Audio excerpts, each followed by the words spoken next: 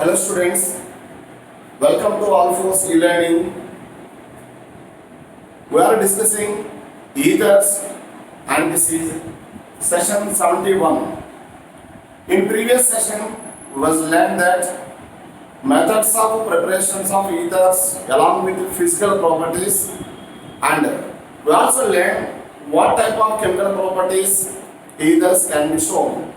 Means similar to alkanes, ethers are also having very less reactivity. Just like ethers are also derivatives of alkanes, just like alkanes, ethers also shows less properties. Means compared to alcohols, ethers chemical properties are less, we can say. In case of alcohols, reactive sites are more, like OH bond, by breaking of OH bond, by breaking of CO bond, we learn like that. But in case of ethers, here by breaking of OC bond, that happens under drastic conditions. Let us see the properties in which way ethers are going to react. In that first one, chemical properties of ethers. In that first one is halogenation. I used to consider diethyl ether, CH3, CH2, O, CH2, CH3. This one is symmetrical ether because of both alkyl groups are ethyl groups. Here this carbon, generally what we are calling alpha, and this carbon is beta with respect to OR, functional group means OR group. Here this carbon is alpha and adjacent carbon is beta. And because of symmetrical ether, this carbon is also alpha and this carbon will be beta. In order to distinguish these two alpha carbons, one we are going to name as alpha dash and this one we are going to name as beta dash. So in ethers, diethyl ether, there are two carbon containing alkyl group that we are designating as alpha beta and alpha dash beta dash. Diethyl ethers upon halogenation in presence of dark. Halogenation, chlorination in presence of dark. In presence of dark, reaction takes place. Which type of reaction? Free radical substitution reaction. Here, free radical substitution reaction will be in control. As a resultant, we are getting mono-halo ethers. So that halogenation preferably takes place at alpha carbon. Halogenation preferably takes place at alpha carbon. Then what product we are getting here is CH3, CH2, OCHCl and CH3. This is what we got alpha chloroether. And here HCl eliminated. Now, this one further reaction with chlorine and dark. Then we are getting second halogenation takes place at this alpha carbon. Means CH3, CHCl, O, CHCl, CH3. This is what we call alpha dash dichloro diethyl ether. Alpha dash dichloro diethyl ether. Free radical substitution upon monohalogenation, alpha carbon containing hydrogen replace, HCl eliminated. What number of chlorine molecules are going to participate? The same number of HCl molecules are going to eliminate. And which upon further reaction with chlorine in presence of dark, we are getting alpha dash. Means again at alpha carbon. So alpha dash dichloro diethyl ether. This reaction in general we are going to mention in presence of dark, means in absence of sunlight. So what happened in presence of sunlight? In presence of sunlight, if you observe the reaction, CH3, CH2, OCH2, CH3, diethyl ether upon reaction with chlorine in presence of sunlight. Here 10 moles of chlorine is going to react with diethyl ether and we are getting Cl5C2. Instead of C2H5, all that hydrogens are replaced by halogen atoms. So C2Cl5, O C2Cl5 is what we call Parahaloether.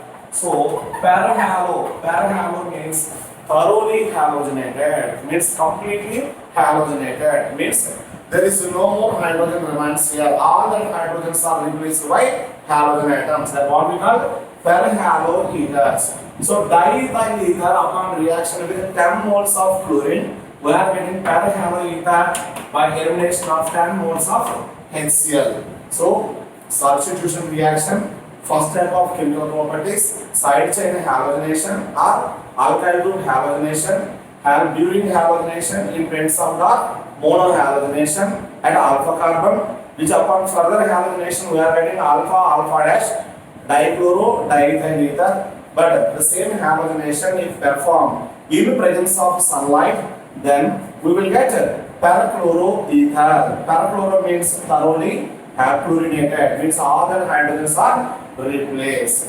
And second one is combustion. As we know very well, all combustion reactions are oxidation reactions. All combustion reactions are oxidation reactions because that reaction takes place in presence of excess of oxygen. Just like alkanes upon combustion gives carbon dioxide and water, just like alkanes upon combustion gives carbon dioxide and water, ethers also undergoes combustion gives carbon dioxide and water. So C2H5, OC2H5, diethyl ether undergoes combustion in presence of excess of oxygen. Here we are getting CO2 and H2O. Total 4 carbon atoms are there, 4 CO2. Total 10 hydrogen atoms are there, 5 H2O. 4 to the 8 plus 5 13. But here one oxygen is there, still 12 requires. So 1 mole of ether undergoes combustion with 6 moles of oxygen, and we are getting carbon dioxide and water. Next one. Oxidation means so far whatever we learn, that one is based on these alkyl groups, properties based on alkyl groups. Now second type of reactions, this second type of reactions based on oxygen, either containing oxygen. So in the first one, oxidation. First one is oxidation. Ethers undergoes oxidation. Ethers undergoes oxidation in presence of sunlight, gives peroxoethers. Let us see. C2H5, OC2H5. Here oxygen possesses 2 lone pairs. This one upon oxidation in presence of sunlight, here we are getting ethyl peroxide. C2H5, OC2H5. Here two lone pairs are there at this oxygen, and here nascent oxygen which possesses with 3 lone pairs means 6 electrons. Now this one acts as Lewis acid and this oxygen acts as Lewis base. So either oxygen donates electron pair to vacant orbital of nascent oxygen, then there will be a formation of covalent bond. Right now central oxygen possesses only 1 lone pair, and this terminal oxygen possesses 3 lone pairs. This is what we call ethyl peroxide. This is what we call ethyl peroxide. So diethyl ether or ethers undergoes oxidation. Ethers undergoes oxidation in presence of sunlight, and we are getting ethyl peroxide. Ethyl peroxide is a heavy liquid, pungent smell, explosive, unstable. Heavy liquid, pungent smell, explosive, unstable. So ethyl peroxide, because of it is explosive, we need to remove that oxygen. In order to remove that oxygen, either in general going to shake with ferrous sulfate solution. Ferrous sulfate solution, because of it oxidized by that oxygen peroxide. That means it converts into unstable ethyl peroxide into ether. Ethyl peroxide into ether. Which one converts? Ferrous sulfate. Nothing but ferrous sulfate protects. Or we can also use Ki, potassium iodide. Since I- is a strong reducing agent, By taking that oxygen, it converts into I2. That means ethyl peroxide, ether undergoes oxidation in presence of sunlight. We are getting ethyl peroxide. This ethyl peroxide is highly unstable, heavy liquid, explosive, pungent smell. So because of its highly unstable, it is explosive, we need to remove that oxygen. That's why either directly never try to drain us, because it may leads explosion. So what happened? In order to remove that peroxide, which reagents in general we have to use either ferrous sulfate solution or potassium iodide or sulfuric acid also we can use. So when we are using any of these, what happened? That oxygen is taken by these compounds. Ferrous sulfate converts into ferric sulfate, Ki gets oxidized into I2, and H2SO4 also gets oxidized to permonosulfuric acid, like that it converts, which is not explosive. So in order to prevent formation of ethyl peroxide, in general we have to use cuprous oxide. I am repeating, to prevent formation of ethyl peroxide, we are using cuprous oxide, Cu2O. And if once formed, in order to remove that oxygen, in order to convert that ethyl peroxide into diethyl ether, means in order to convert that explosive ethyl peroxide into diethyl ether, we have to use ferrous sulfate solution, KIR H2SO4. For prevention of formation of ethyl peroxide, we have to use cuprous oxide. The same oxidation takes place with a strong oxidizing agent. Strong oxidizing agent like potassium dichromate. With potassium dichromate, diethyl ether oxidized to aldehyde. Diethyl ether oxidized undergoes oxidation in presence of potassium dichromate, strong oxidizing agent. In presence of strong oxidizing agent, diethyl ether gets oxidized to aldehydes, 2CH3CHO is aldehyde. But since potassium dichromate is oxidizing agent, strong oxidizing agent, it also further oxidizes to carboxylic acid. That means in presence of potassium dichromate, diethyl ether oxidizes first to aldehyde, but which upon further oxidation it converts into carboxylic acid. Next one with mineral acids. Diethyl ether forms salts with mineral acids. Mineral acids means inorganic acids like HCl, H2SO4. With mineral acids, diethyl ether forms salts. That salts what we call oxonium salts. Formation of oxonium salts. Oxonium salts. Let us see reaction. ROR ethers here, they have tendency to donate the lone pair of electron. Because of the presence of lone pair upon oxygen in ethers, this acts as Bronsted-Lowry bases. Bronsted-Lowry bases, also called Lewis base. Ethers acts as base. Which type of base? Bronsted-Lowry base means they can accept the proton, and Lewis base, they will accept proton by donating its lone pair. Because of they have tendency to donate lone pair of electron, we can say Lewis base, and because of they have tendency to accept the proton, that's why we can call Bronsted-Lowry base. Now, ethers upon reaction with HCl, then we are getting ROR, H plus and Cl minus. First of all, we should remember one point. This ability means tendency to donate the lone pair of electron is less for heavy alkyl group containing ethers. Means more the number of carbon atoms, as we discussed in previous sessions. Because of steric hindrance, more steric hindrance, it prevent the donation of electron pair. That's why its a tendency to show basic nature also decreases. Now, here simply instead of dimethyl ether, ethyl methyl ether and diethyl ether, up to there okay. ability to form oxonium salts. And moreover, these oxonium salts are stable only at low temperature.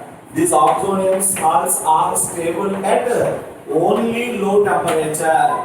With increasing temperature, their stability decreases. With increasing temperature, their stability decreases. So let us sketch the diethyl ether C2H5O C2H5 upon reaction with HCl. It forms C2H5 C2H5 OH plus and Cl minus.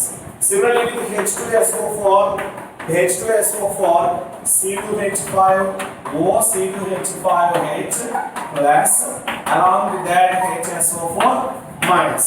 See here we know very well ethers are insoluble in water, but salts are soluble in water. Ethers are insoluble in water, but salts are soluble in water. Right now, ether forms salts. Which type of salts as mentioned? Oxonium salts. Ether forms oxonium salts. Because of ethers can form oxonium salt with mineral acid at low temperature. These means oxonium salts are soluble in water. Oxonium salts are soluble in water. That means if we want to separate, say one is alkyl halide, another one is ether. We are having a mixture of two organic compounds, of which one is ether, another one is alkyl halide. And here, when we mix with HCl or H2SO4, any mineral acid, then ethers forms oxonium salts, and these are soluble in water. It comes into aqueous layer. And whereas remaining other organic compound like alkyl halide, it still remains there only, or it will goes to organic layer. That means mixture of compounds we can separate. By using mineral acid due to formation of oxonium salts. Now, these oxonium salts upon washed with water, distilled with water or washed with water, again you will get ethers. Means that proton will be transferred to water molecule. So the ability to form oxonium salt decreases with increase in temperature, decreases with increase in number of alkyl groups in ether. So in all these reactions, it is very clear. Oxygen donates electron pair to H plus. That means there will be a formation of coordinate covalent bond in between ether, oxygen, and proton. Right? Now, formation of coordinate covalent bond not only with mineral acids, but also with the electron deficient species, means with Lewis acids. Let us see. Diethyl ether is able to form coordinate bond with boron trifluoride BF3, AlCl3, all these are Lewis acids. So oxygen donates electron pair into vacant orbital of boron. That means it forms adduct, ethers forms adduct. Now let us recall tetrahydrofuran. Here oxygen possesses two lone pairs. As B2H6 diborane, it exists. Borate exists as diborane. BH3 does not exist, and it exists as B2H6. But when we place in BHF, because of BHF also cyclic ether, and this ether is going to donate the electron pair into vacant orbital of boron BH3. Hence, there will be formation of adduct. Hence, B2H6 means dimer exists as monomer in THF. Not only here, and whenever we are going to use Grignard reagent, always we have mentioned that solvent is ether. In case of Grignard reagent, why we preferably use as ether solvent? Let us see. We know that Grignard reagent means RMGX Grignard reagent, and here this magnesium is coordinated with ether oxygen. Magnesium is coordinated with ether oxygen. That means ether oxygen always prefers to form coordinate covalent bond with electron deficient species. In case of Grignard reagent, as we know, this one is R minus, magnesium bears positive charge. Being metal, it bears positive charge. Towards that positively charged magnesium, ethers are going to donate electron pairs. Next properties, reactions involving cleavage of CO bond. Ethers undergoes hydrolysis. Undergoes hydrolysis in presence of acids at high pressure and temperature. Let us see. ROR, ethers undergoes hydrolysis in presence of acid H plus. We are getting alcohol. This is nothing but reverse reaction from dehydration of alcohols. Alcohols upon dehydration will end formation of ether, and now ether upon hydrolysis we are getting alcohols.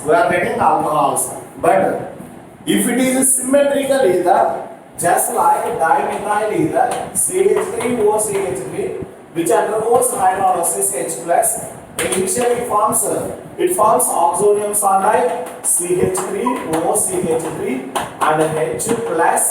As I mentioned that these are stable at a low temperature. With increasing temperature, what happens? Stability decreases.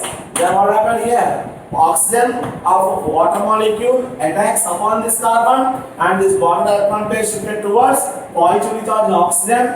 Resultant we are getting CH3OH and CH3OH2 plus. Later this one is going to lose proton to water solvent, and we are getting CH3OH. So in case of symmetrical ether, we are getting only one alcohol. Just like in case of dimethyl ether, we are getting methyl alcohol only. And one more thing here, this reaction is SN2 reaction. Substitution nucleophilic biomolecular, because they are without formation of carbocation. Let us consider C2H5OCH3. This one upon first in presence of acid protonation, then we will get C2H5OCH3 and H plus. So here first OH plus formation takes place. Later water molecule has to, solvent molecule has to attack. Now where it will attack? Because there are two possibilities are there. This oxygen lone pair will attack upon this carbon, further this electron pair will be shifted towards positively charged oxygen, that is case 1.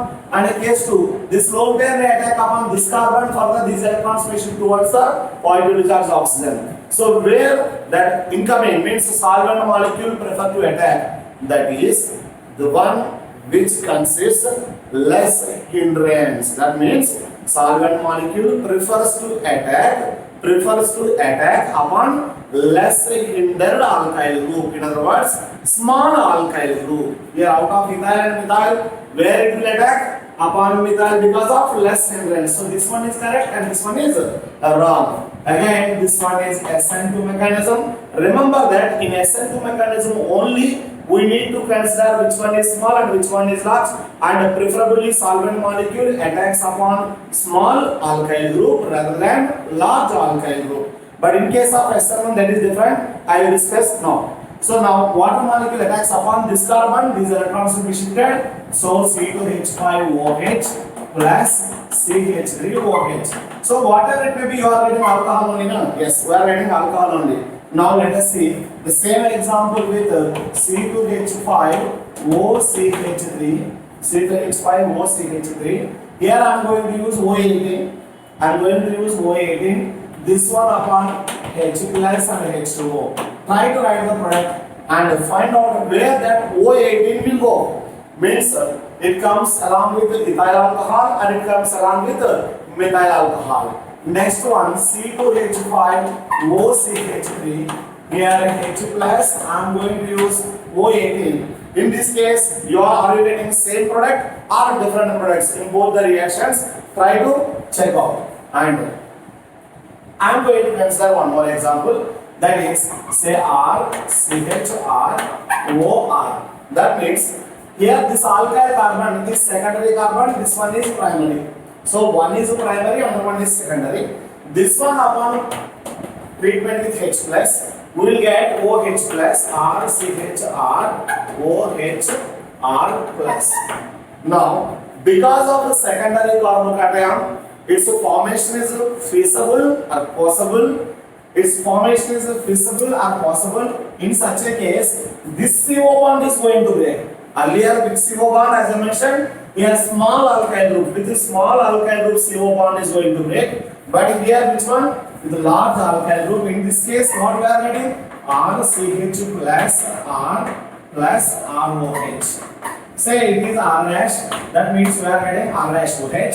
Later, upon this carbocation, water molecule has to come and attack. Further, we are getting OH and R. So, which bond will be here? If alkyl group is able to form stable carbocation, whether it is a secondary or a tertiary or a benzyl or allyl, whatever it may be, ultimately, if it is able to form stable carbocation, then here this CO bond is going to break instead of this CO bond breaking. Hope you got the point here. In this case, because of carbocation is unstable, that's why after attacking of a solvent molecule upon less hindered carbon, only CO bond breaking takes place. But in this case, what happened? Initially, first only CO bond breaking takes place, which leads formation of carbocation, and after formation of carbocation, solvent molecule has to come and attack. So this mechanism proceeds via SN1 mechanism. Let us see if this alkyl group is a tertiary butyl alkyl group. So tertiary group, this carbon is tertiary carbon and this one is primary. So tertiary butyl and methyl, like that, let us consider this one upon reaction with H plus, we are getting RCR, here O oxygen and it is positive charge CH3. Now which bond will break? So possibility number one, solvent molecule has to come and attack upon this carbon, or this bond has to break. So if it is able to form stable carbocation, here if it is able to form stable carbocation, because of this carbon is tertiary carbon and it is able to form tertiary carbocation, resultant what we are getting? R3C plus CH3OH. So after formation of carbocation, that's why it proceeds via SN1 mechanism. So attacking of solvent molecule, resultant we are getting Cr3COH. So which CO bond is going to break? That depends upon which alkyl group is present. If a bulky alkyl group is there and which is able to form stable carbocation, in such a case we can say that CO bond is going to break. Whereas in case of small alkyl groups like this, what happened here? The one which is less hindered, that carbon oxygen bond is going to break. Let us see these examples. So far whatever we discussed, let us apply the same concept here. This one is a methoxybenzene, also called enizone. Enizone upon treatment with D plus, not H plus, D plus, later which upon treatment with water H2O. Let us see. First we are getting oxygen gets protonated, of course here OD plus we are getting CH3. Then what we expected here? So here is it able to form any carbocation, methyl carbocation or phenyl carbocation, both are unstable. Hence in such a case, water molecule prefers to attack upon less hindered alkyl group, then this bond is going to break and this OC bond electrons are shifted towards positively charged oxygen. This mechanism, what do you say? SN2 mechanism, right? Then what product we are getting here? So OD deuterophenol plus CH3OH. Alright. Now let us see. I used to consider tertiary butyl phenyl ether, which upon protonation. So what we are getting here? Oxygen OH plus and C, CH3 and CH3. In such a case, which bond is going to break? here this CO bond, because of this carbon is tertiary carbon and tertiary carbocation can be stabilized. That's why this OC bond breaking takes place. Then we are getting phenol. We are getting phenol OH and tertiary butyl carbocation CH3 CH3 CH3 plus. And further we are using D2O, not H2O. Then D2O molecule oxygen containing one pair attacks upon this carbon, tertiary carbon, resultant we are getting CH3 taken twice COE, deuterotertiary butyl alcohol. See, in first case OC bond before OC bond is not going to break here, and first solvent molecule attacks upon less hindered alkyl group, then OC bond cleavage. And in second example, first OC bond cleavage, and after formation of carbocation, this mechanism what we call SN1 mechanism, via formation of carbocation. And via formation of carbocation means again you may get a mixture of products that depending upon whether they undergoes rearrangement or not. Next, this one here H plus, we are getting this oxygen gets protonated and methyl group here plus. Now which OC bond is going to break? If here this CO bond is going to break, here you are getting positive charge upon this carbon. This carbon will be primary, and here this bond is going to break, further attacking of water molecule. Then we are getting OH here and OH. These are products.